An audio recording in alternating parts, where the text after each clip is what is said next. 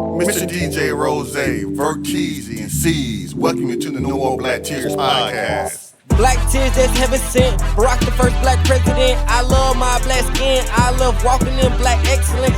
Black power, let's represent. All black, that's evident. I'm sure MLK and Malcolm X both didn't die for the hell of it. Strap your seatbelt, go and settle land. What makes you think that we would sell our land? We wouldn't sell our land. What makes you think that we would go ahead and try to sell out then? No more black tears, black on black kids. Love us as is, love with passion. Paying black bills, learning black skills, making black meals. Black is backing. Big shout out to Fred Hampton.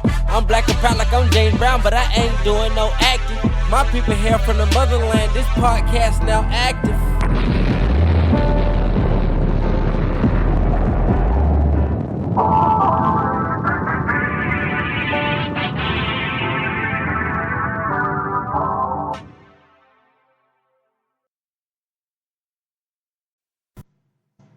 No More Black Tears Radio, No More Black Tears podcast. Mr. DJ Rose, man, C's, Verteezy, man. We out of traffic. We at the next light. Fellas, man, how y'all doing? What's good, people? I'm tired of seeing numbers, subnet 100 dot this and that, in IT numbers and subnets. It's been a long week, nigga. That's what's up. Verteezy. Yeah, man. Talking about numbers, man. The only number on my mind is 144. That's what's up, man. It all happened in the week, man. What's poppin'? So this week in sports, we got going to be a Hall of Fame and considered the GOAT in terms of NFL coaches, Bill Belichick. He did an interview, I want to say was it with CBS, but it was a major publication. Basically, I think it was about a book, as well as him leaving the NFL to go coach his alma mater, North Carolina, where his daddy coached at. And during the interview, he got asked a question about his girlfriend, and his girlfriend immediately shut the interview off. The question basically, how did y'all meet? For those who don't know, Bill Belichick is 73, and he's dating someone that's, I think, 26, 27. That's how old the woman is. Now, he came out with a statement yesterday saying that they were supposed to ask no personal questions. They were supposed to just stick with the book that he recently released, as well as his coaching career. But the person violated that, and he said that him and his girlfriend met back on a flight in 2021 or 2022, but they met on a flight to Miami. Any thoughts on this, C's? So, I mean, he actually answered the question. I mean, it's really nobody's business. It's like, if you want to answer shit. The clip I saw, it was like she was off on the side and told him to stop. Like, okay, stop. We're not doing this. And they try to paint it like he's a senile old man, or he's basically a bitch in the corner and she's running him. It's like, it's probably not like that. I mean, it's Bill Belichick. He old as shit. He gonna do what he want to do anyway. Like, who knows how long they gonna last. Yeah, I kind of feel probably like 5 more years till you pass away. Yeah. What you mean? I think it's gonna be a rock and say like 100. Go ahead, get him another one. Yeah, I think she probably is running it. He probably is pussy whoop, like we like to call it. You know what I'm saying? And she put that young stuff on him, and he don't know how to act. Just like Shannon Sharp. You know what I'm saying? Only thing, he's white, so she ain't gonna sue him because she's getting the paper. You know what I'm saying? So yeah, man. So it's super crazy, super weird. It's like. He probably grown up. He probably looked at little kids too, you know what I'm saying? But we won't know that, you know what I'm saying? But he got very great details. I mean, you know what I'm saying, sight to details. So, you know what I'm saying? I'm pretty sure he was looking at him. Yeah, I'm going to say this, man. Like, the main reason why I wanted to talk about this is because Bill Belichick is not seeing the same criticism as Shannon Sharp for dating someone that's younger than him. Yeah, the woman Shannon is dating is 19 and this woman is like 26, 27. So you can make the argument this woman is more of an adult. But Shannon is 59. Bill Belichick is 73. That's a 14-year age gap between them two. And the age gap between their girlfriends is only like 8 to 7 years. I do feel like if we're going to criticize some people for dating younger women, we got to criticize everyone for dating younger women. So it can't just be, we're just doing it to the black people who got money, because this is just shows a lot of these white people who got money, they do a lot of the same shit that niggas do. And to what Rose said, he's probably not going to get sued because, one, he's white, and two, because he gonna make sure he keep giving her the money that she needs to be getting, man. So, that's my only thoughts on it. Seems like you had something to say, Steve. I mean, I think the main difference is, one's white, one's black. The other thing is too, it's like, how can I put this simply? Until you make accusations, because she's probably gonna get a big payday outside of court. They're gonna be like, we done invested too much money into this nigga Bill Belichick. We gotta shut this bitch up quietly. How much do you want? You need $20 million? Bitch, here you go. Shut the fuck up. To be fair, there is no accusations against Bill Belichick, but from what I'm seeing online, there's more people criticizing Shannon for dating someone younger than just the accusations itself. Like a lot of people online before or after. That's the no. Right now, a lot of people universally just feel like the accusations is bullshit, and most of his backlash is actually coming from the fact, why is you even dating somebody that's younger than your kids? I mean, if you're a dirty old man, we all got the same sentiment. If you're a dirty old man and you're a young female who wants to date an old ass man, that's your prerogative, man. Like you're an adult. You make your own damn choices. Hey man, leave that young pussy to them young niggas. That's a young man's game. And talking about something that's always historically been a young man's game, there's a great boxing card this weekend, man. We looking at Ryan Garcia facing Rolando Romero, Devin Haney facing Jose Ramirez. We looking at Teofimo Lopez facing Arnold Barboza. And this is going to be a great card, man. I'm excited for it, man. It's good to see Garcia back. He's had a lot of stuff outside the ring going on that's been crazy. And he's been one of the best boxers in the welterweight division, man. So I want to see him get back on track. I want to see him and Devin Haney fight again. Hopefully Haney can win his fight and we can set up Garcia and Haney too, because the first fight was cool. Garcia won, but there was that, controversy about did he have stuff in his gloves and stuff like that. But I think that's what we need to see. And I don't want to slight Lopez, man. I know he ain't really fought in a long time, but when he was in the ring, he was one of the best in that little super welterweight division. It's nothing for him to, get to the welterweight level or for them to get to the super welterweight. So, because he's in that same category with them guys, that at the end of the day, all three of them guys need to establish themselves against each other so that whoever wants to fight Crawford, potentially Canelo, because we hear what's going on with them, but whoever wants to get that big money fight can. So they got to kind of battle through the three of them to try to get to that big money fight in a year, maybe a year and a half from now. Yeah, I think Garcia's spiraling, man. I think he really got some shit going on behind the scenes. I don't see him. He could probably win it, but I think Romero's going to prove to be it, especially if they can get in his head. It's going to be one of those fights where if they get in his head, they can literally beat Haney, man. He's probably going to win that one. Ramirez might put up a good fight. And then looking at this last one, Lopez and Barboza Jr. Barboza's undefeated. So that's going to be an interesting one to see, man. Yeah, I'm interested in looking at all of them. My favorite fighter out of all of them is Lopez. I like to see him fight. I'm disappointed in Haney, the last fight he had against Garcia. And I just want to see what Garcia's going to do in his fight too. So, because at one point we did have a big name, but the first fight I saw him really fight was Tank. And I thought he was going to win, but Tank just put that work in. So it's like, we go see what he got coming up. You know what I'm saying? He do a lot of talking, but we go see what he got going on. Yeah, man. Hey, man, I'm glad you brought up Tank, man. That's another person that's big in a little division, man. So talking about divisions, man, in the Central Division of NBA, the Pacers and Bucks been battling all regular season, and the Pacers finally eliminated the Bucks from the playoffs last night, man. Yo, C's, man. We got some games on tonight. Some first-round matches have already been, ended. There's a couple of first-round matches that can get extended tonight or be ended tonight. And we got some games that's going to come on, I think, Thursday or Friday, man. What's your thoughts on the first round, and what are you most looking forward to in the second round? Because I feel like we kind of got a picture of what we probably going to see. I'm seeing a lot of closer games. It's not going to be sweeps.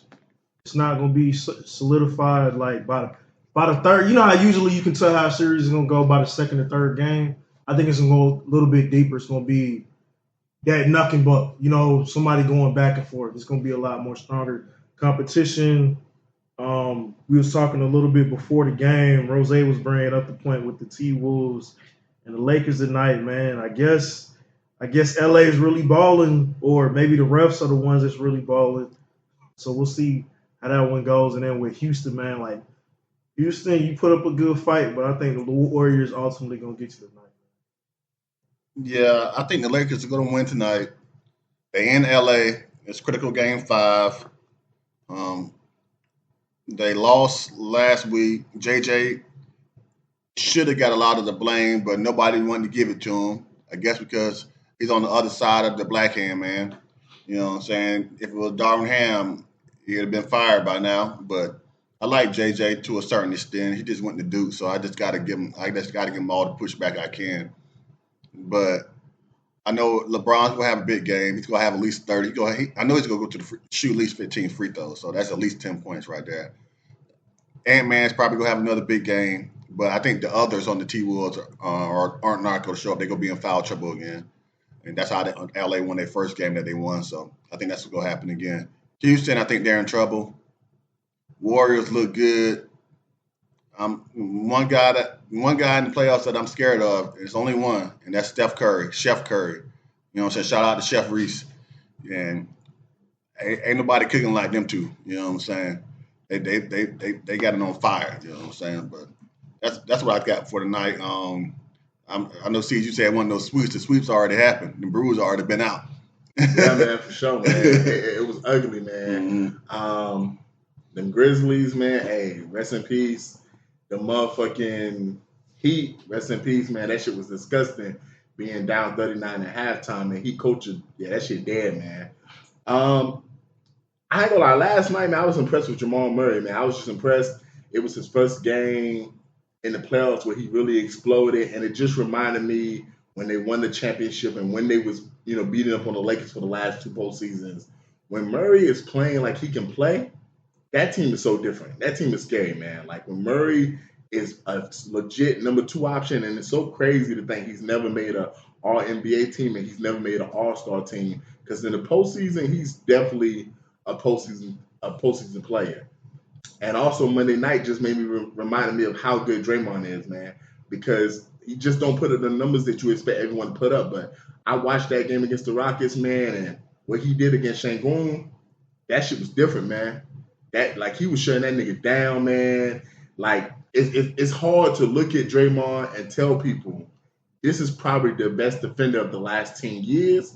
And it's even harder when Rudy Gobert's in the league and he got, 4 Defensive Player of the Year awards to Draymond's 1. But when you look at what Draymond has done in the postseasons against top offensive talent and players, man, Draymond is definitely going to be a first ballot Hall of Famer, man. I'm definitely excited for this second round of the postseason, to see if the Warriors can, finish off the Rockets and to see what they're going to do in the second round, to see if the Nuggets can finish off the Clippers and what they're going to do in the second round, and to see if Ant-Man can finish off the Lakers, because I ain't going to lie, man, the run that Ant's been on the last two years, man, potentially he can knock out Luka and LeBron. He already knocked out Jokic last year, man, and then he's gonna have an opportunity to knock out Steph in the second round, man. Like, and he's showing you that whether he wants to be or not, he's the face of the league. Like, he's taking that mantle and showing you his game is what it is. Like, in the regular season, he may not be someone that you hear about all the time, but in the postseason, what he's doing and his ability to play both sides of the ball, play defense and offense.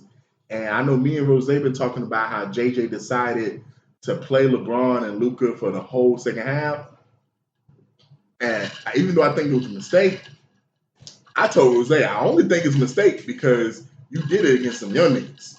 Had you did it against the Clippers, the Nuggets, had you did that against the Warriors, I feel like that would have worked out for you. But when you got someone like Ant, who's 23, 24, nigga, him playing 24 straight minutes ain't nothing. Like, he looked like he got better as the game got on, man. That shit was ridiculous, man. But talking about a lot of young niggas, we had the NFL draft last week, all the way through Saturday. There was a lot of headlines in the draft. A lot of young men, got to see their dream come true and get drafted to the NFL. And then there was a couple of young men who didn't get drafted, but they signed to teams and they'll have a chance to, compete and make some NFL rosters. Everyone's going to talk about the Shedeur Sanders situation. So outside of that, because we're going to get to that, what from the draft did you enjoy? That made you happy? Did you think a team won or lost that seeds? Top 5. What happened? We said Cam Ward.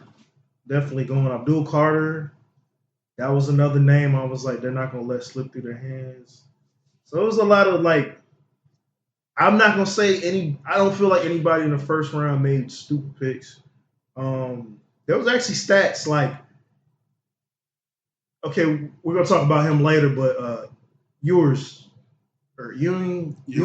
he actually lost money going to the fucking league. Yeah. So, I mean, that's crazy to see is you see these guys come in that was making big bucks coming from the league. So, I mean, as far as losers, I don't have my straight losses, but it didn't go exactly the way I thought it would go with a lot of these teams. But overall, I know I'm speaking vaguely, but it wasn't that too bad of a draft. I can't sit there and say it was bad choice being made because it's a lot of these teams made the decisions they made because it was what the fuck they needed. So I mean, I'm good. It's a decent draft class overall. Yeah, I think I was surprised that the Jaguars moved up and took Travis Hunter, but good for Travis Hunter. He get to stay down south, stay in Florida. You know what I'm saying? That's good for him, and he might not get a Super Bowl ring, but he about to get a wedding ring. You know what I'm saying? We're on the street. I think Giants did good drafting Carter. They surprised me when they moved up and got Dart, but drafting Carter, I think that was a good move. Also, Atlanta, Carter. I think it's Carter from Georgia. Yeah, Jalen. Yeah, he fell to us at number 15. I was surprised by that, but I know everybody in Georgia was so happy that happened. I was surprised that Mikael Williams, number 13 from Georgia, went before him, but I'm happy for him too. I'm just glad none of the boys went to Philadelphia. But and then we moved up again to get the guy from Tennessee that we were projected to get at number 15. A lot of people say he's the best pure pass rusher in the draft, James Pierce. So I'm happy about that. I was surprised to see who his girlfriend was. Shout out to him. You know what I'm saying? He was still in college and she was in the league. That's what I'm talking about. Black love. Let's keep it going. You know what I'm saying? And then the Browns. I was surprised by them. I don't know what they got going on. I was surprised by them, but I think Chicago did well picking up the tight end from Michigan, and I think that's all the teams I got right now. Shout out to Cam Ward, number 1 overall pick. You know what I'm saying? He wants to be an American football player. I think he's gonna do good. Yeah, I know. For me, man, I was very impressed with. You said the Jags. Hey, man, the Jags trading to get Travis Hunter, I feel like that's great for them. That's an impact play. He's going to really help their franchise, man, on both sides of the ball. It's just a matter if Trevor Lawrence can stay healthy and if he can ever become who people thought he was going to become. Because this is a prop. Because he was projected to be one of them guys. Man, I was happy to see Jalen Milroe get drafted, man. I was happy that he got drafted. I think it was the 3rd round to the Seahawks. I was happy that he got drafted, man, and to me, I think he went to a great situation. Somewhere he could sit down for a couple of years, learn behind Sam Darnold, become a better passer, and you never know, man. Rose hinted that he could do his Russell Wilson thing. He could beat out Sam Darnold in the training camp, and possibly, get that starting job. And I know some people may say, well, they just paid Sam Darnold. People forget they just paid. I think it was Matt Flynn. It was some white boy. Matt Flynn, they had just paid Matt Flynn the year Russell Wilson beat him out, man. So it's anything's possible. But worst case scenario, he's in a situation where he can sit down and learn. And that Seattle team with Jackson Smith, Kenneth Walker, they got young talent that he can grow with. And I'm just happy for the Colorado receivers, man. It just shows you how good Deion did with that receiving group and how good Shedeur was with his receivers because both of them got drafted, man. You had one go to the Panthers. You had one go to the Ravens. I think Wesley went to the Ravens. And you had Horn go to the Panthers. So, I was happy that both of them basically landed in spots. C's, man, this was probably the headline for the draft the whole weekend, man. Shedeur. I have one more thing I forgot to say. Genty. I was watching some of the rookies work out. They had a story on, I think it was on ESPN, but Genty going to the Raiders. I think that's a good spot for him. He's going to get the ball, but I seen him with his shirt off and them little shorts he had on. Damn, dude. Come that on. guy's a beast. So let me ask a question before we move on to the last topic. That guy's a beast. Since you're talking about Genty, what was the first pure first-round pick that you saw Thursday night? When I say that, I mean this team picked the best player, not in the draft, but the best player for them. Probably Cam Ward. And Shit, then number one? Genty. And then Number Genty. one? I actually, honestly, I wouldn't even say Cam because I don't know if he's going to be a no-brainer quarterback. But Genty, to me, I feel like he's the one player outside of Carter and Hunter that are no-brainers. But I feel like Genty, for what the Raiders want to do, what Pete Carroll want to do, I feel like that was the perfect. That was probably the only perfect pick I saw. And there was a lot of back and forth with Abdul. They're like, Giants, you sure you want to go with a defensive player? I'm like, you seen the dude play. Defense is one of them areas you don't want to fucking, you don't want to slack. That's all I'm saying. You don't want to slack. It's like, we hardly see it anymore. Most of the time, it's only been 3 or 4 years in the last 7-8 years where a defensive player that had a dramatic impact. And so that was a great pick for them, and I feel like that's what he's going to do. When I think about it, they didn't need that. They had Thibodeau. They had the other nigga that they traded for that was in Carolina, Burns. But then when I look at the Raiders, they no one ran the ball for them last year. You got Geno Smith. You got Pete Carroll. You got the tight end. I can't think of his name right now. Brock Bowers. You needed someone that you can give the ball 20 to 25 times a game to tote that rock. To me, I thought that was a perfect pick. And it's the Giants, man. I feel like they're going to do some shit in the offseason that kind of. So, Genty was a Heisman finalist. And Shedeur did get Heisman finalist votes, even though he was not one of the finalists. That's all people talked about was how he fell from the first round all the way to the 5th round. He was projected to go as high as 2 on some boards. Mel Kiper actually had him ranked higher than Cam Ward. On most boards, the lowest they had him going is in the 20s. C's, man, what's your thoughts on Shedeur's fall? All right, so we're going to do a little peek back in history. I was one of the naysayers. I was one of the people that told you, I'm like, Colorado is going to get to a bowl game, maybe. I was not one of those hype train Colorado fans. I'm like, I appreciate them doing good. I just don't feel like he's at the level. I felt like maybe he should have stayed another year. And then I'm like, you know what? By the end of the season, I was like, everybody was saying, yeah, he should go to the NFL. It's like, yeah, everybody's right. Fuck it, he should go. There's no better time than now. But to think that he would go that low, I think he has a lot of potential, talent, and skill.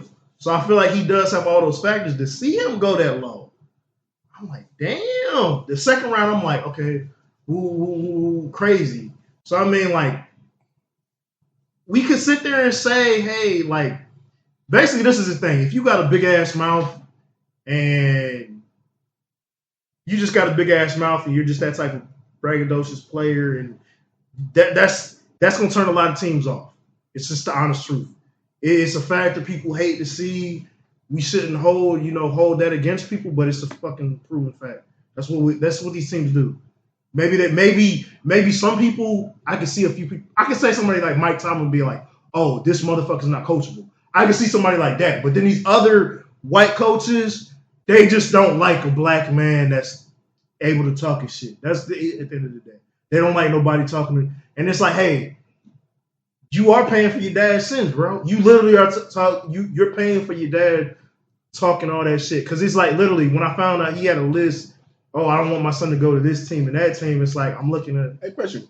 When you say talking shit, what you mean? Not talking shit. Just being out there, being. Because everything Deion said was true. No, I'm not even saying that. They don't like Deion. That's the truth. They don't like, a lot of teams don't like Deion, and they don't like your attitude, and they don't like the way you are. But shit, it's like, do you want them on the team or not? That's at the end of the day. There's a lot of people that got a stickler against Deion, and they got a lot of things against players that are out there. You know what I'm saying? Yeah, I think what's so sad about this conversation is you kind of hinted on it, man. You know what Cam Ward and Shedeur's number one objectives for this weekend was? For Cam Ward, it was to go number one to make a lot of money for his family so he can take care of his family, get generational wealth. Shedeur's number one goal probably wasn't to get drafted. It probably was to go to a situation where I can start and flourish.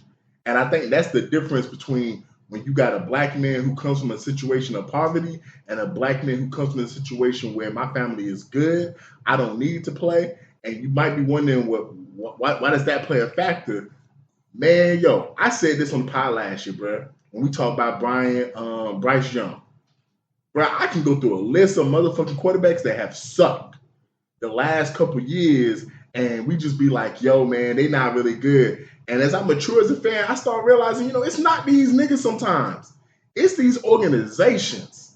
Like when Deion said, I don't want my son to go to the Browns, bro, let's be real. What team in the last 25 years has had a worse time developing quarterbacks? They've drafted so many quarterbacks in the first and second round. And at some point in time, it can't be the niggas you drafting.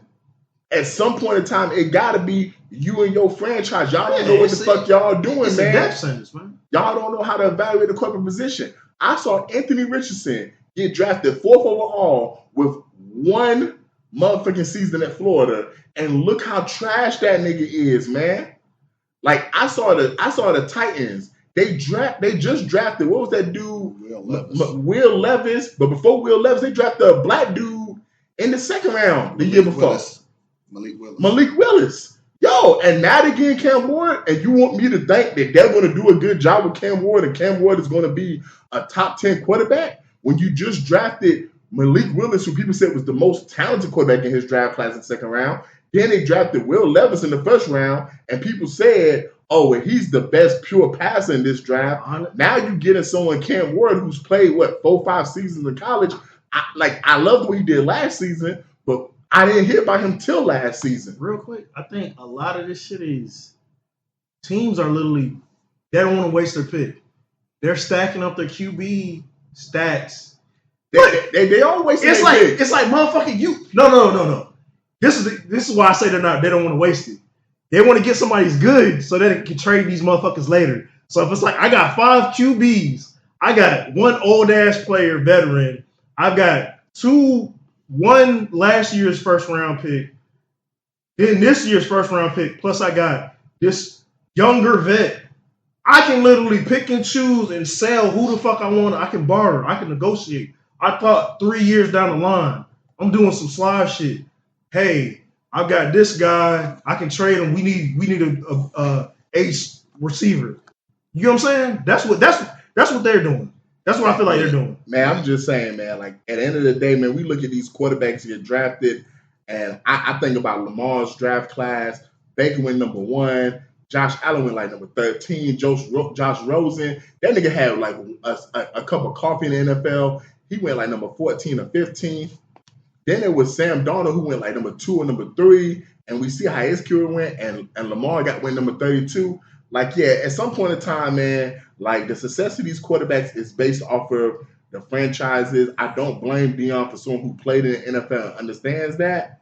And I think what these NFL owners did, and I ain't gonna lie, I'm disappointed by a lot of some of the black people in the media who just don't want to straight up say, especially some of these former NFL players like Michael Parsons, who's going online and Twitter and saying ridiculous shit, talking about this shit happens every year. No, it hasn't. No, it doesn't. We've never seen somebody who's projected to go in the first round on most boards fall all the way to the 5th round. I don't give a fuck how badly he bombed the fucking interview. Like, I don't give a fuck if he came in there butt-ass nigga with just gold chains on his shit. Like, what you saw him do on the football field, yo, even if he fell to the 2nd round, bro, I'm just being real, bro. If Abdul Carter goes into a locker room, goes into an interview butt-ass naked, or Travis Hunter, you think a team gonna be like, we don't like his personality, so we're gonna teach him a lesson. Nah, bro, they did this shit, bro, because they don't like the fact that this is a black man that doesn't need us. His father has already been outspoken about the shit or whatever. Like, we feel like we can play with him. There's no way that you can literally tell me the Browns supposed to get a quarterback at number 2. So they trade back to number 5 to get a defensive tackle. And then 5 rounds later, they still get the quarterback that they really needed. Here's a real quick question for both of y'all. I'm not gonna start to steal your time, bro. You think Shedeur is coachable?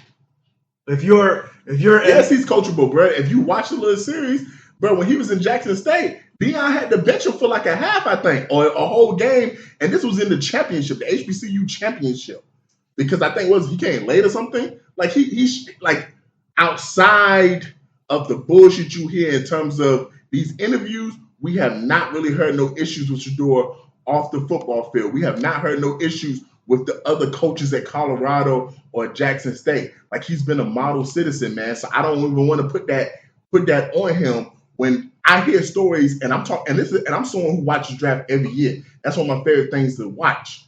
There's plenty of players that they be saying stuff about every fucking year, and I see them get drafted. Should he have been a first-round pick? I don't know. But there's no way in hell you can convince me how bad he bombed the interview that him falling to the 5th round was justified. At worst case scenario, I can see the 2nd round, bro. The 2nd round, that's it, man. Like, this shit was gross. It was disgusting. And I'm listening to coons like Chris Carter going on doing interviews talking about, yeah, the NFL had to teach him a lesson. Why the fuck y'all always got to teach black people a lesson to be humble? Why we even got to be humble, man? My bad, Roseanne. Yeah, so you said something about I remember Shedeur Sanders saying in an interview, he said, there's no plan B. I didn't grow up with a silver spoon in my mouth. The NFL is all I have. And when I heard, I was like, what? Ain't your daddy Deion Sanders? Ain't your mama Pilar Sanders? Like, you didn't grow up with a silver spoon in your mouth? I like Shedeur. I remember when they first went to Colorado, I said I didn't see him play in Jackson State.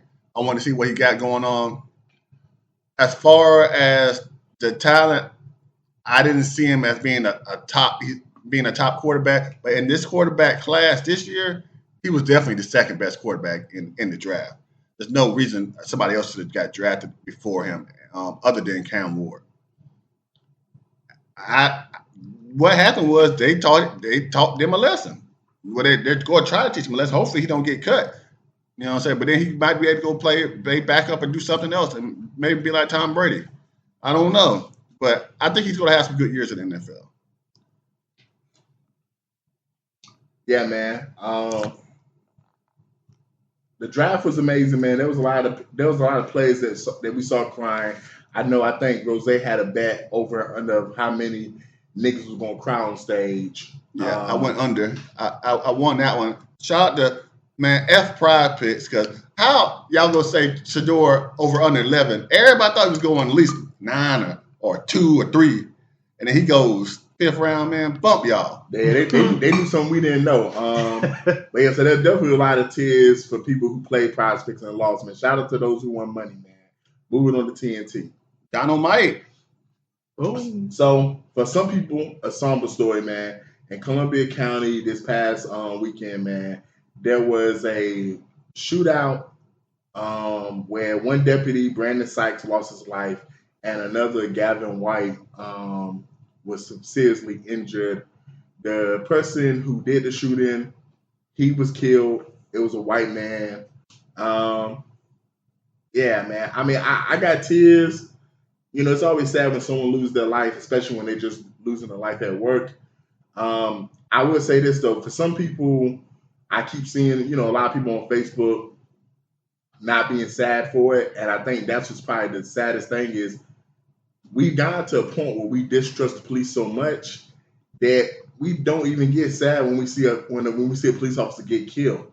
And I feel like that just harpens to the relationships the police have with the black community, and they need to do a better job repairing that relationship. So when stories like this happen, there can be more black people that are sad that someone did lose their life, because, you know, this is someone that had a family. Yeah, man, I got tears for the situation. It was sad. I was actually out driving, working when it happened. I was on that side of town, and I kept seeing the police, and I was like, "What the world going on?" One police almost hit me, and then you go get mad at me because when you see the police, what you supposed to do? What side of the road you supposed to go to?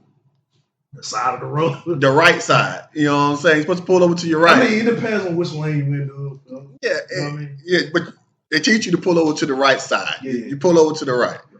I was trying to pull over to the right. I didn't know which way he was going. Then I ended up he almost hit me, and then he get mad at me. I'm like, don't get mad at me. You need to slow down. It don't matter where you're going to. Then the next day I found out a cop got killed. I said, oh, that's where all them cops are going to. But still, that don't give you the right to almost hit me. You could almost kill me. You know what I'm saying? But I'm sad for his family. The guy that it was just real funny to me though. One thing, it was real funny that they didn't want to say what happened to the suspect. They just said the suspect is no longer a danger to the community. It took them 2 days to tell us the suspect was dead and how he died. You know what I'm saying? I just thought that was real. Like, so what happened to him? Y'all shut down I-20 in both ways for hours and hours, but y'all didn't tell us what happened to the suspect. Yeah. They're literally doing like some memorial trail run all the way up to like Atlanta or something. It's on the highway, so it's literally like a planned activity where different counties got into it. So when I first heard about the story, I'm like, okay, somebody got killed. I didn't know exactly what happened. Turns out, dude's a grade A basket fucking case.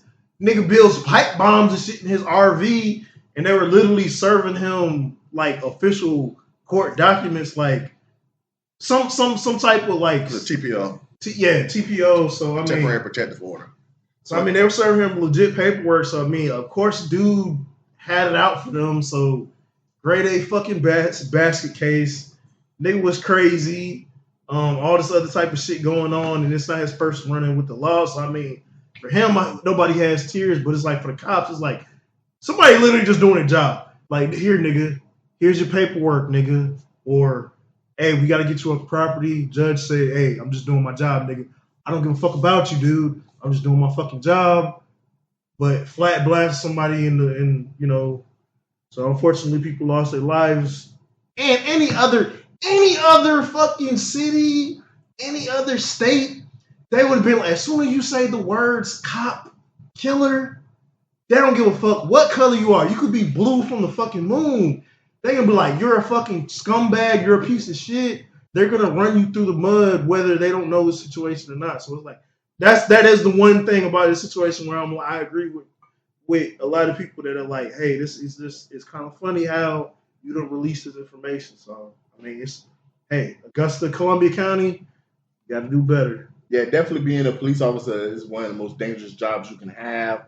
A job that's not really so dangerous, but I bet it's a lot of funny stories behind it. It's being a mortician or, working in a funeral home as a director. In this next TNT, there was a woman who went to a funeral of her baby daddy and kissed her baby daddy on his dick. And she was asked by the family to leave. She made a video saying, of course I'm going to kiss that nigga on his dick. I'm his baby mama. I'm going to miss that dick. They lucky I ain't pull that thing out and start sucking on it right then and there. Man, I got tears again, man. Just, bro, do we not have no decorum no more? Like, do we not have no decorum? Like, do we not know how to act as just people, bro, when we go places? Like, it's crazy, man. Like, the fact that you even thought that was an appropriate thing to do and post online, and at some point in time, man, the internet's undefeated. Your kids gonna see this shit. Yeah, man, we just gotta be better, man. That shit was crazy to even see. Yeah, I ain't got no tears. She's a basket case. Like, that's just plain dumb and ignorant and stupid. You know what I'm saying? I ain't got no tears for her. If she wanted to do that, she should have went and did that in the private session down in front of everybody. Yeah. Tears for the family. If you miss them that bad, they should just push your ass in that casket when it goes in the ground. I'm just saying, if you miss them that much, I mean, shit. Rose brought up a good point. It sounds like they're not even together. You just the baby mom. It's just like what's wrong with y'all? This probably should have been what's wrong with him, but we got some more crazy shit coming up for y'all. So I mean, hey. I don't know what's wrong with these hoes, man. Yeah, man. She wanted to kiss that nigga private part. Some things should be left private, man. So Terrance Howard recently, he's been on the world tour, it seems like, on different podcasts, talking about math numbers, talking about Diddy. Most recently, he said that he got offered the role of Marvin Gaye, legendary Marvin Gaye, for those listening. And he said he turned it down because he talked to Quincy, and he confirmed that Marvin Gaye was gay. Oh, all right. So we know Quincy has had a long life. A lot of these music niggas from back in the day seem to have had a very eccentric lives. So the niggas that you hear about, you hear about. The ones like nobody said nothing about Michael besides that shit from the 90s. Nobody really said anything about Prince. It was like, yeah, this nigga's on stage and he does this. But it's like, yeah, he got bitch. But niggas like Quincy and other niggas like Marvin Gaye, you heard rumors about Marvin Gaye and you heard things about Quincy Jones. Why do y'all keep letting this nigga Lee Daniels do movies? That's number one fucking thing. He's up there with Tyler Perry doing this, the black male what's the word for emasculating somebody? Demasculate. Like, why do y'all let this nigga keep doing movies? Why the fuck would you let this nigga get, like, this is literally his key goal, doing movies, and it's like, I ain't got no tears. Terrance Howard is going, yeah, I feel him, because I'm in the same boat. I wouldn't have took that role if I knew that was what the fuck was going on in the movie. But my question is, why the fuck do y'all let this motherfucker keep getting biopics? Like, Lee Daniels was like, this is what this nigga does. Yeah, I got tears, man, just because I'm tired of these niggas coming out publicly saying shit we didn't know. I ain't never heard no rumors about Marvin Gaye being gay. Let me make that clear. Like, I ain't never heard a motherfucking rumor about Marvin Gaye being gay. They said it was either him or his dad. That's why. I ain't never heard no rumor about him being gay. There was no need for you to even disclose this to the public, trying to basically tarnish the image. I always view Marvin Gaye as a nigga who got bitches, sung songs for bitches, and fucked bitches, and that nigga like to do drugs. And that nigga daddy shot him. That's all. That's what I knew Marvin Gaye. And that's where the rumor comes from. Why did his daddy shoot him? Was it because Marvin knew something? Because his daddy probably did drugs too, and his daddy probably tried to fuck his bitches, and Marvin Gaye said, no, you can't fuck my bitches. I don't need to know why his daddy shot him, man. I'm just saying, yo, I like Terrance Howard, man. He's a great fucking actor. Like, he's probably top 10 in terms of, like, actors going today, man. But I ain't gonna say all that. But he good, but he ain't that good. Like, but bro, you gotta chill with some of this shit, bro. No one needed to even know that shit about Marvin Gaye, dog. And no one can confirm that shit because Quincy's dead. Yeah, man, I ain't got no tears. I'm just confused about Terrance Howard, because why are you coming on all these shows talking all this stuff about these black men? Like, I know you light skinned, but come on, man. Like, first you get on there talking about Diddy trying to have sex with you. Come on, man. And then you talking about, come on, man. And then you talking about Marvin Gaye was gay. That's why you ain't want to play. And he wasn't acting in Empire. He was really homophobic. So that's how he really felt. So he wasn't even acting. That's how he really felt. Come on, man. Yeah, man. So this next one, man, it's a tearjerker for some people, man. So there was this man who was posting a video saying that he drives Uber. He hasn't seen his little brother in over 18 years. Big brother. It's his big brother, my bad. His big brother in over 18 years because they were separated because of the foster care system. So he had a ride, and in the course of the ride, they started talking, just having small talk. And this dude in the backseat kept on just saying things that kept clicking with the driver. And it got to the point where they realized that it was long lost brothers, and they, embraced. Yeah, definitely tears, man. This just shows we live in a small world. You never know who you're gonna run into. It's much easier to find people in 2025 than it was in 1995 when you hear stories about people being separated, at birth and stuff like that. It's much easier to find people or whatever if that's what you want to do. So it's dope that he found his big brother. It's dope they got to reunite. Hopefully they exchange information, and they get to catch up on lost time, man. Yeah, man, definitely tears. Tears, you hear about these stories every day where, like, it was another one I seen, man, like a couple months ago where Shorty met, like, her twin sister. They were like, they looked like each other, but they had to look at each other up and down. It was like, I feel like I know you. Why do you look so much like me? And they found out they were like real twins and shit, got separated. So I mean, anytime somebody finds their, family or friend, whatever, nobody has, had tears, man. I mean, it's good to see, man. People connecting, whether it's been 10 years, 15 years, 20 years, whatever. I just love to see people stay connected with people or reconnect with people, and it should be easier in this modern day era, but apparently it's not so easy. Yeah, I had tears for the situation. It was a touching story. It was pretty good. I enjoyed watching it and listening to it. And the guy, and it's possible, like 18 years ago, 20 years ago, very possible that could happen. If they happen now, people get separated nowadays. It's very probably easy to find people because of social media. But 20 years ago, there was Facebook around, but everybody wasn't on Facebook, you know what I'm saying, especially kids, because Facebook was made for college students, and then it's transferred to other people.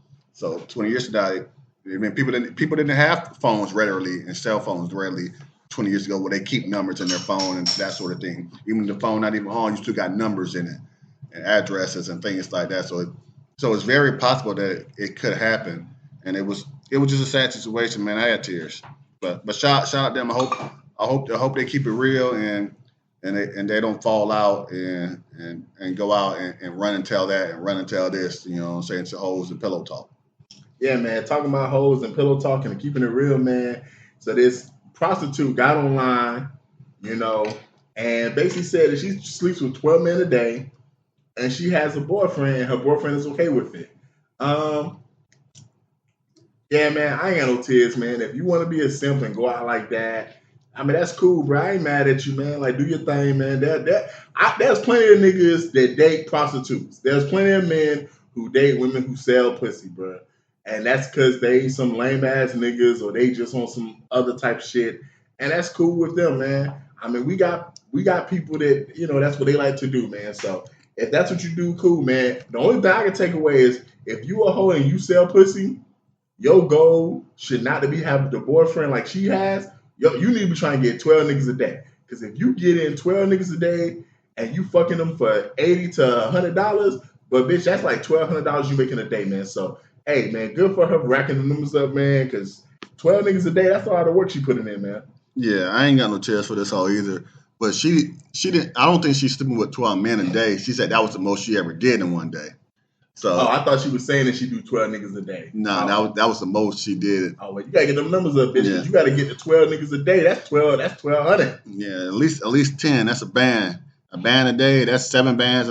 7 bands a doggone week. Yeah, you ain't gotta work every day if you get a band a day. You can just do Monday through Friday. That's 5 bands. Take the weekends off. Yeah. No. You gotta work 3. You gotta work 3 weeks out the month. You only get. So basically, get 7 bands 3 times out the month, and you get a whole week off. Yeah, because that cycle come. That's cool too. When the cycle come, then you get the rest. Yeah, yeah. That's. But other that, you on the track. I heard from some hoes, they still sell that pussy when they cycle back on the track. Yeah. They do. They put the makeup pads up and stick them in there, and they get stuck, and they gotta go in there and dig them out. But yeah, man, I don't think your boyfriend's a simp, man. I don't think there's nothing wrong with that, man. If that's what you like, it ain't like he said it was his wife or his fiance. It's just his girlfriend. You know what I'm saying? He might have 2 or 3 girlfriends. He might be a pimp. He might not be a boy. He just might be her pimp. But you know what I'm saying? Who knows? But I don't see nothing wrong with it. I think it's pretty cool. Try to go do what you do. Just make sure you protect yourself and don't bring nothing back. You know what I'm saying? To him. It's cool if you could bring me the money back.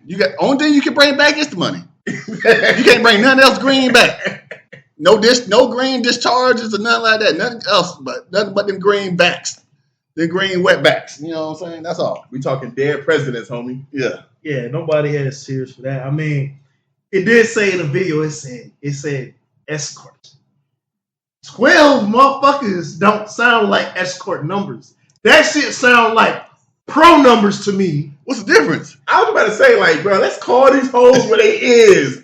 They trying to okay, use us like escorts are high class hoes. They trying to say she has one customer that pays $1,200 for a fucking experience. This is not a movie. This is not a movie. You didn't go on a date. You fucked a nigga. I mean, clientele, but hey, dude's a pimp. Dude is her pimp. He's not her boyfriend.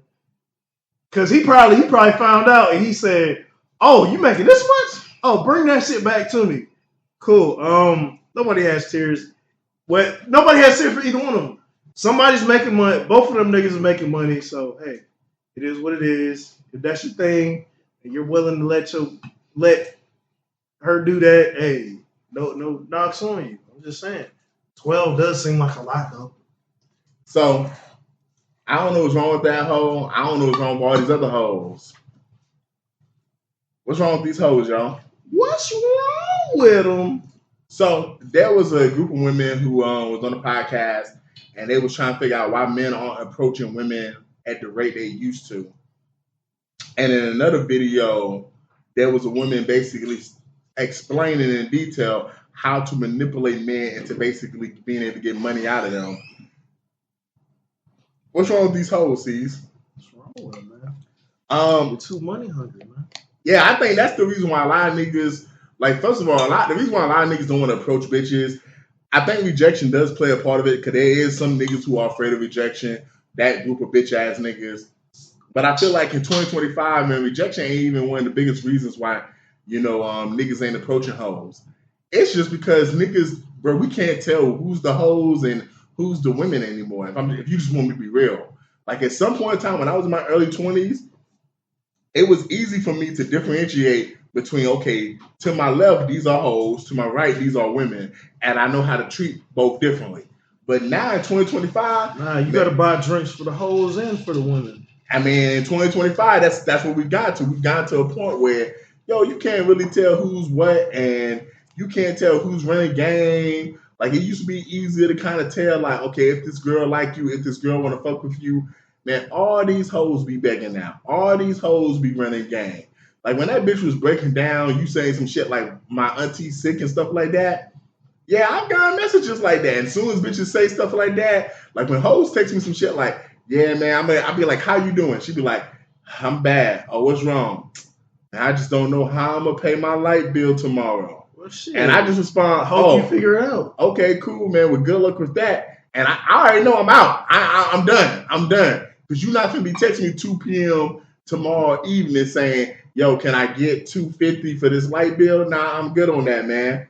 And when you approach half these women nowadays, bro, like, the first thing they're going to say is, hey, what's your Cash App? What's your Apple Pay? What's your Zelle? What's your Venmo? What's your PayPal? And if you approach them in a bar, first thing they ask for is a drink, man. So, yeah, man, most of these niggas don't want to approach these bitches out and about no more. Because if that's what I'm going to do, if I'm going to have to break a bitch off, I might as well just hit these hoes up online. I might as well hit you up on Instagram or Snap, send you some money signs. If when I approach you in real life, you finna just try to dig into my wallet. Man, if you broke, man, just say that, man. If y'all want to buy the hoes, don't drink. Y'all want to buy the hoes, don't drink. Y'all niggas broke. Hey, y'all niggas broke. Rose, so when it... What Chappelle say? Nigga, I'm broke. Hey, Rose, when she comes up, hey, you want to drink? You got to buy us drinks. It's like, well, if she fucking... It's my question. I ain't got no money for both of y'all. Oh, y'all niggas broke. Yeah, oh, man, y'all ninjas is broke. Hey. Oh, broke ain't ninjas. Hey, so if you want to call me that, hey, fuck it. That's what I is. Hey, what Kevin said, the way my bank account is set up. Yo, so I came here with enough money to buy myself drinks. Oh man, so tell me what you drinking. Oh, I'm drinking tequila. Okay, so you Don Julio or Jose Cuervo? I'm drinking on Don. What type? I'm drinking on Reposado. But your tequila is clear. You don't even know what you're drinking. You just said that's what you want to drink. That's what I want. That's what I want. And what you want and what you need is two different things. Exactly. What we go. Hey, tell me what you need. Tell me what you want. Oh, okay, I feel you. Now tell me what you need. We gonna have to meet in the middle somewhere because I can't give you what you want. Yeah, hell nah. I might be able to give you what you need. Maybe. But I think people still approach women, and I think they do. I don't know. I don't know. People do. It's just like the way. Like, okay, it was another video I seen where these two chicks was like, "How many niggas you gonna get tonight?" And she was like, all of them. And then her homegirl did like the same thing, and it just shows you she sit up in the corner sipping a drink. So okay, So when y'all was I know when I was back in the day when I was that's what we used to do. Oh, and how many numbers you gonna get tonight, man? I'm gonna try to get 2 or 3. I'm gonna get 2 or 3. So people don't do that no more. Nowadays, nah, man, that ain't the goal to get the bitch number. The goal is to get the draws. Nowadays, you probably like now. I feel like it's hyper to like, did you smash or nah? That's it. Like niggas is like, boom, boom. Just get shorty number. No, I got a Snapchat. We gonna link up later today. Same thing. Number, yeah, nah. It's the same thing. I'm saying from the standpoint of like niggas trying to. No. It's the same thing. Snapchat, Instagram is the same thing as getting a number. I was just saying in the sense of now in 2025, the goal is just smash. That's women give pussy up so easily compared to when I was in my early 20s. Like, it ain't nothing to go to Limelight or go to Oak or go to one of these spots, meet a bitch, get drunk, and then fuck her the same night. Like, the hookup culture is so crazy nowadays compared to when me and MGH was in the streets. Like, yeah, you might have had to kind of court a bitch for the pussy, like in the course of a week or two to get the pussy. But nowadays, man, you can get that thing and barely know the bitch name. Yeah, that's true. Well, you might know her name, but you might not know yours. That too, man. She might tell homeboy, remember that tall nigga that I left the party with? Yeah, man, that nigga slain that thing. Oh, what was his name? Robert. His name was Richard. Yeah, Richard. Chuck. Hey, Chuck. Now she's sitting in the clinic trying to decide, should I get rid of this baby by this nigga I don't know his name? What I'm gonna do? You ever had a whole hit you up like at random situation like, hey, what's your last name? I had that happen when I was like 23, 24. He's like, hold on now. What you trying to do? You trying to run a background check? But I already gave her a fake first name, so I'm gonna give her a fake last name too. My name, I told her my name was Phil. She asked her last name Robinson. Yeah, why you want to know my last name? Because I'm over effing the dude. I don't even know his whole name. Hey, ho, that means what's wrong with you? Yeah, what's wrong with you, man? Hey, C's, before we move on, have you experienced women trying to manipulate you? Because that is the second part of this conversation. Women trying to set you up to try to get stuff they want ahead of time. Have you experienced that, and how do you deal with that? Yeah, you know, situations where somebody hits you up like, yeah, hey, how are you? Oh, I'm glad you're doing well. Well, okay, then there just comes a conversation. Of course, you have a conversation with somebody. They're going to ask them, hey, how are you, though? Blah, blah, blah, blah, blah. How are you? Oh, well, I'm not doing too well. Blah, blah, blah, blah, blah. And this happens, and I'm short this. Oh, really? I hope that works out for you. Pretty much how it's got to go, because it's like, if I start paying your bills and shit, it's like, if you need something, just ask. It's like, hey, I need this for this. All right, why do you need it? No, it's a bartering situation. You know what I'm saying? Yeah, and it's like if a hoe asks you for something, then she need to give you something. Versus like that fake shit. Like niggas hate that fake shit where it's like, oh, hey, just checking on you, how are you, and blah blah blah. It's like, bitch, why didn't you just ask me like, hey, nigga, I need 230. I need 280. Like, why didn't you just come out? Like, just come out with the shit. Like, yo, I need 280. How are you? Miss you by the way. Blah blah blah blah blah. Cool. What's it for?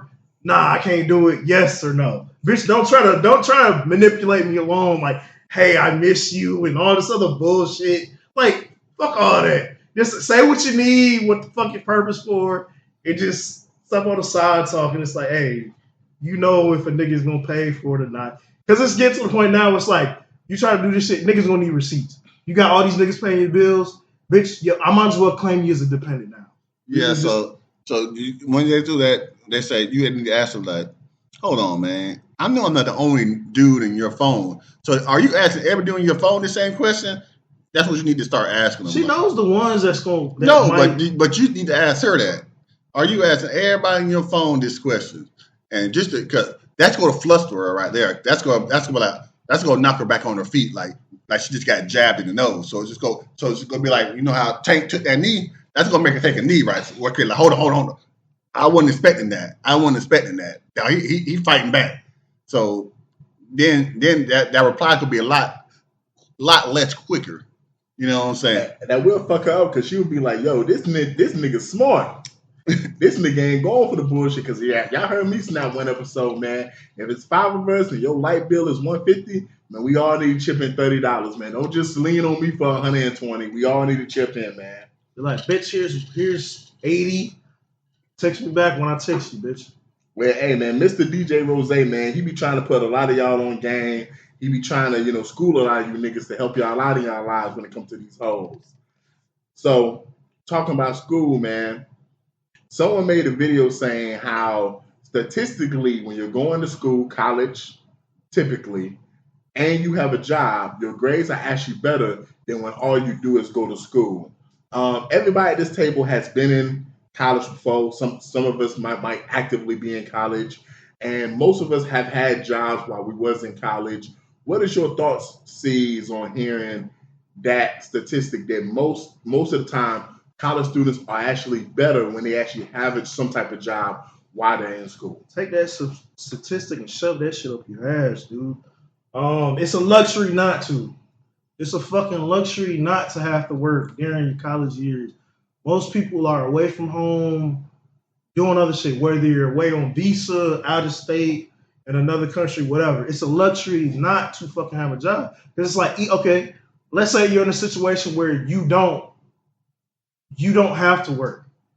Some people might want to work because they want the extra money just to fuck off with. It's a lot of people that go to college. It's one of the small spaces in their years where they can actually go to wild parties and do extra shit. So it's like, hey, yeah, I got my tuition paid for. I got room and board. I stay in the dorms, or I got money for my apartment. But it's like, yo, I want to fuck off and spend $100 on a beer keg, and all this other shit. So I mean, like, that's really where I'm like, hey, it's a luxury for people not to have to work. So it's like, okay, yeah, I would say he didn't factor in internships. Internships help you.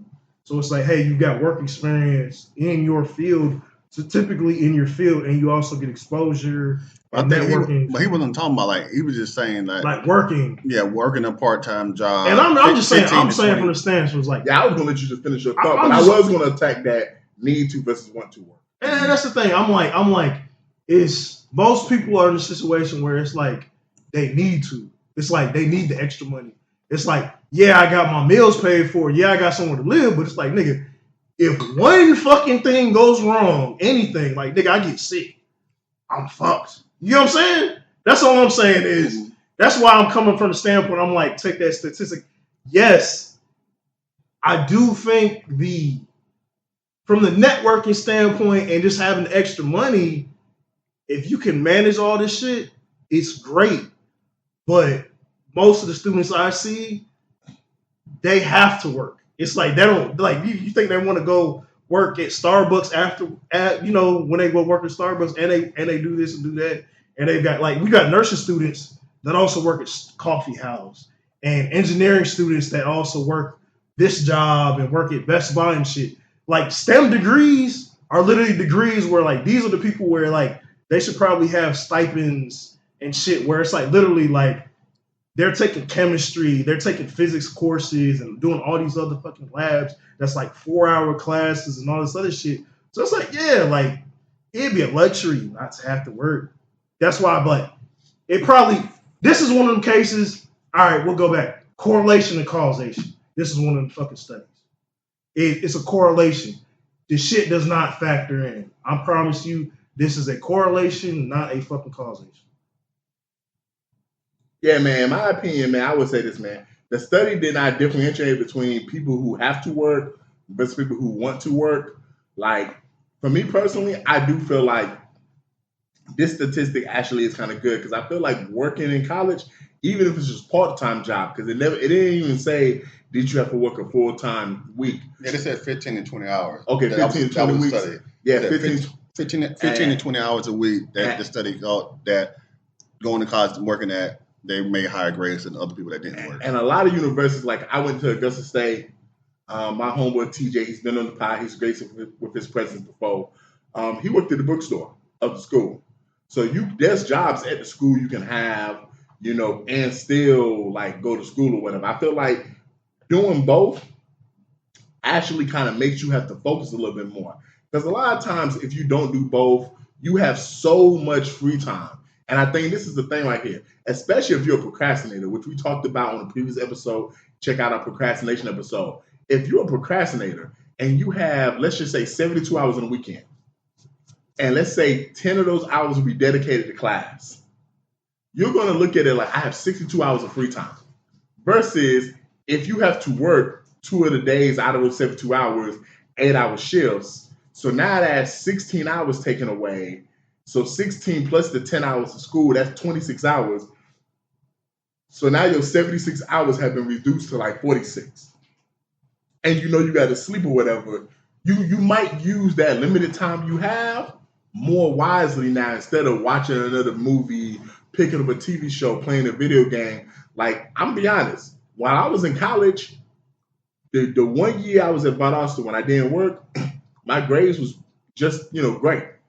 But I didn't make the dean's list, but my grades was great. When I went to Augusta State and I had to actually work, there was not a single year I didn't make the dean's list. Because like literally I was working 40 hours a week, where it was 32, but then it shifted to 40 hours a week. But then what happened was literally the times I did have free, I stopped playing video games. That was a transition in my life where I stopped playing video games. And MGH can attest to this. Me and him both was in our early 20s, big video gamers. But when you literally are working, I know MGH was working at Chick-fil-A and going to school. When you are literally working and going to school, you have to give up some of your pleasures, some of the things you want to do things you have to do. And because you don't have time to fuck off and bullshit. And you don't even realize how much more in the zone and how much more focused you are doing that shit. So instead of doing a project and waiting till Sunday night to start a project, you might have started it Monday because I got to work this weekend, so I'm free Tuesday. So instead of me fucking up playing the game Tuesday, I'm using Tuesday to actually do this work. And then guess what happens? When you get home Saturday from work, if you're not tired, you might be like, I didn't submit the project yet. I got an hour or two free. Let me just kind of fine tune it or whatever. I do feel like there is something for doing both, like going to work and going to school. I feel like that will make you better at your time management. I feel like a lot of people who don't go to work and just go to school, I feel like they're bad at their time management. They fuck off because I don't give a fuck what kind of workload you take school-wise.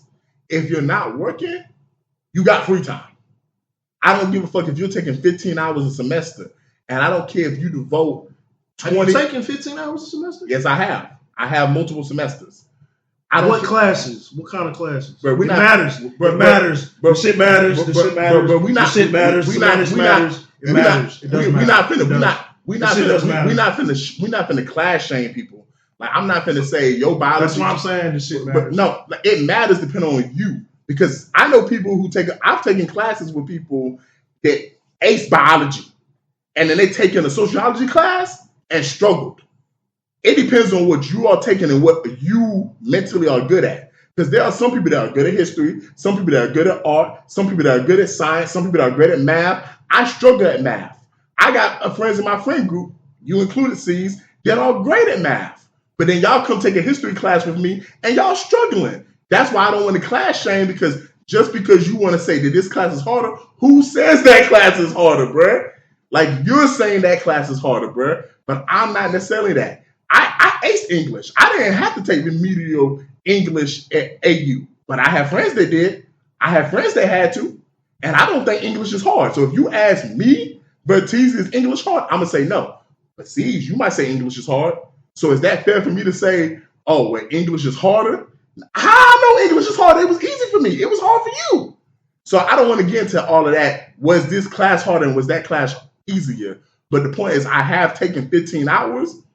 You just have to manage your time, bro. At the end of the day, you have to manage your time because we have 24 hours in the day. You take 15 hours a week for your class.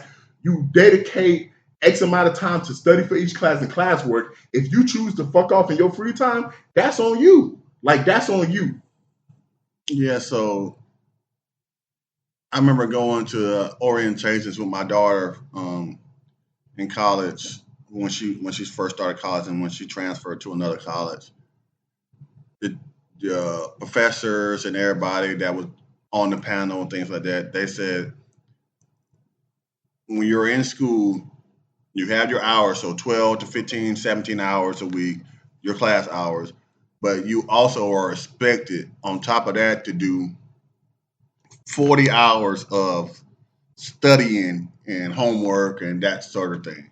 So the school is a full-time job, but they also encouraged kids to work a part-time job too. They said we also would like for the students to work a part-time job too, because that will help them. I can't remember the exact words that they said, but in my brain, and like you said, for time management, yeah. So they didn't say those exact words, but they say it just basically what they said. This is say that when they have a part-time job, it helps, and they also said that don't allow your child to come home every weekend. Let them, don't come and pick them up. Don't let them come home every weekend. Let them stay here or let them stay. You know what I'm saying? Being engulfed in the campus. And if you're not even working, they wanted you to do clubs, get involved in the clubs, things like that. So even that might not be making money, but that's still doing something else. You know what I'm saying? Those clubs, they meet once or twice a week. I did flag football in college. Those sort of things. So like it could be a puppy club, it could be golf, it could be, you said flag football, it could be engineering club. And some people do fraternities. I don't know how much work or time that takes, but I'm pretty sure that takes some time out of your week too, especially when you're first joining. I don't know once you get in. I don't know about how much that does or whatnot, but they want you to do other activities. They want you to do other than just going to school, and I think that just goes along with the school experience, time management, responsibility, and accountability. I think I'm not 100% sure, but I think all that makes sense, bro. Because I feel like I said, when I was in college, I didn't make the dean's list at I made 1C, but when I got to Augusta State, I didn't make a single, C. In fact, I had 2 years where I made just nothing but A's, and a lot of people say academically, AU's up there, like academically, like they're up there. But like me personally, me feeling like me working 32, 40 hours a week, me doing flag football, and me dating at the time, I did feel like I didn't have time to fuck off. And I'm not trying to disrespect nobody who, don't feel like, hey, I don't work and go to school. But I do feel like when you don't work and go to school, there's this, even if it's like subconsciously, you feel like you got more time than you actually do. You feel like I got so much time, I can watch this 2-hour movie and I can do this later. Yeah, I think so. I know I'm just speaking on my experience with my daughter, because when her freshman year, she didn't work. Her grades was pretty good. They was great. She had good grades. Her second year, she after her freshman year, she came home, got a job, she transferred back home. She was working because she wanted to get a car. She saved all her money up, got a car before her first semester, and continued to work. And I said, well, you don't, I kept telling her, you don't have to work. And she's like, yeah, I do. I need to work. I need to work. I said, no, you don't. You're staying at home. You got financial aid. You're not spending on housing or anything. So you don't have to work. That's what that money is supposed to be for. So for you to survive, eat, get to school, all that kind of stuff. That's what it's for. She's like, no, I'm just going to save it. You know what I'm saying? I just going to save it. I want to work. I just feel like I need to work. So I was like, so she worked normal days the first semester. Second semester, the classes were a lot harder. I said, well, if you want to work, then you should probably only work on the weekends. So then she just started working on the weekends. So she's still working and going to school. Now she's thinking about transferring back. She's already got accepted back, so she's thinking about transferring back. She's thinking about leaving home again. That's what's up. Congratulations. So it's like, and she's like, well, this year, I said, so what, you go work, you go transfer your job to where you're going? She's like, nah, I think I'm not going to work this semester. I'm not going to work. I'm just going to study because these classes are pretty tough.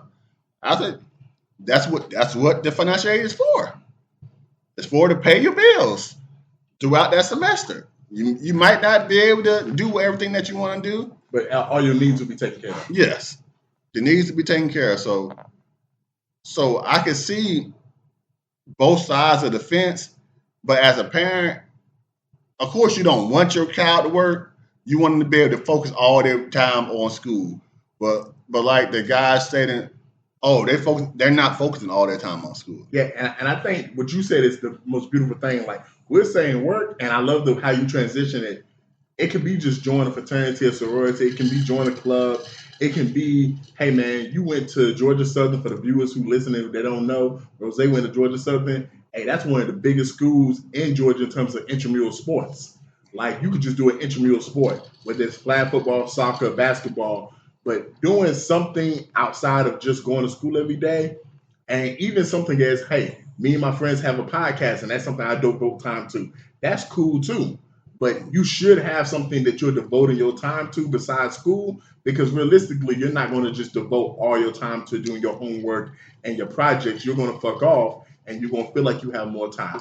So if you have something that you're devoting your time to, which my last year of school, I devoted it to my ex-Boy Scout troop, and I was a junior scoutmaster. When you have that stuff, it does make you realize, I have to manage my time better, and I have to utilize, my time when I'm studying and doing homework and stuff like that. You was going to say something, Steve? Before we end it, this is going to be the last thing I say.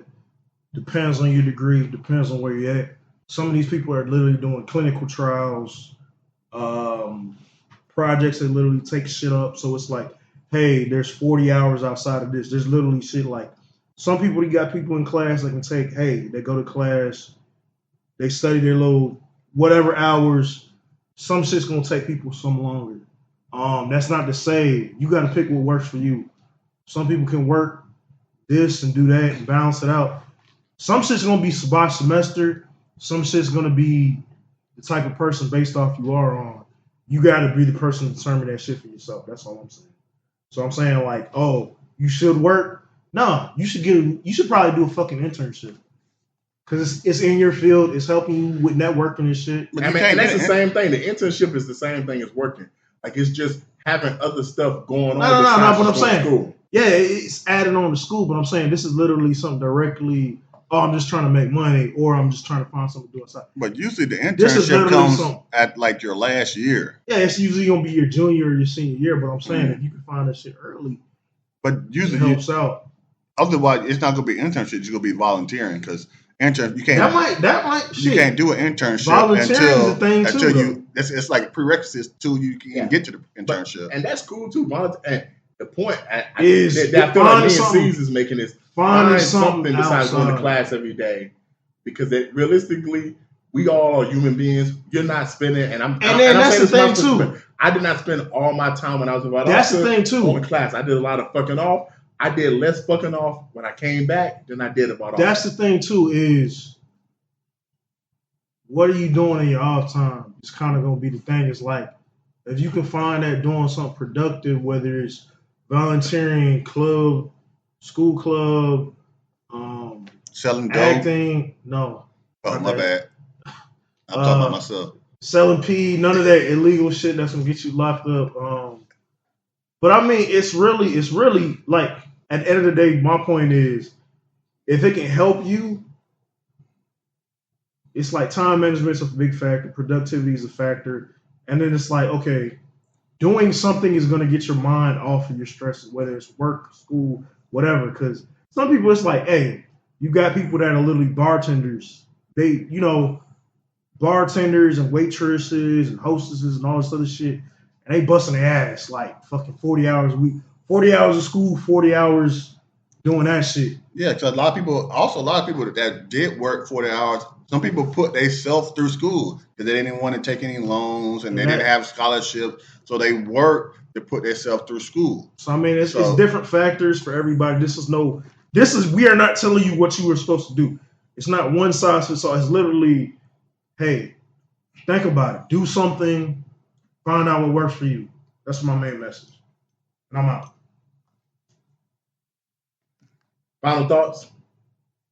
Well, yeah, my final thoughts on the situation. I think I said my final thoughts already. Just C's kind of capped it off too, wonderfully. As a parent, you might not want your kid to work and go to school. I know when they was in high school, I kind of didn't want them to work. Some of them, the boys, wanted to work. Some of them, they didn't. They just wanted to just finish school. But in college, it's a different animal.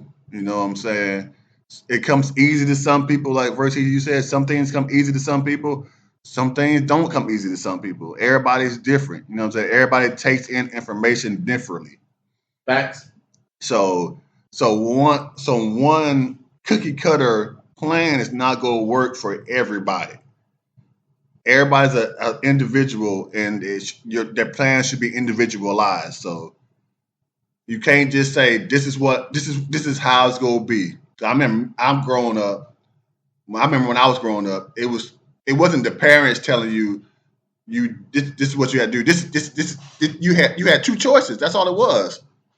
Either you join the military or you go to school. And that wasn't the parents pushing you. Like my parents pushed us to go to school, but it wasn't the parents pushing you. But it's just that's just what it was. Growing in high school, they wasn't trying to push off trades or anything like that. It was just the two choices: go to college or go to the military. That was it. That was the only two choices there was. Even though there was plenty of other choices that you could have went to. So me raising my kids, my first two, well, I guess my first two, it was like go to school or what you want to do. You go to the military. I wasn't in the military. I had family members in the military. I had friends that was in the military. They had good experiences and they had bad experiences. I can't say because I wasn't in the military. So it's like I went to school, so I'm pushing my kids to go to school because I went to school. But military is always a good choice. But now we start learning more in the 20s, I guess in the teens, the 20 teens, 20, you know what I'm saying, 13, 14, 15s, about all these trades and things like that. When we should have been teaching people to do trades so we didn't have all these student loans, then you can learn a trade and then eventually then work for yourself. You don't have to worry about anything else. You could learn trades and you could build stuff for your own. You could do things for yourself and for your family and make money and work for somebody. You can do whatever you want to do.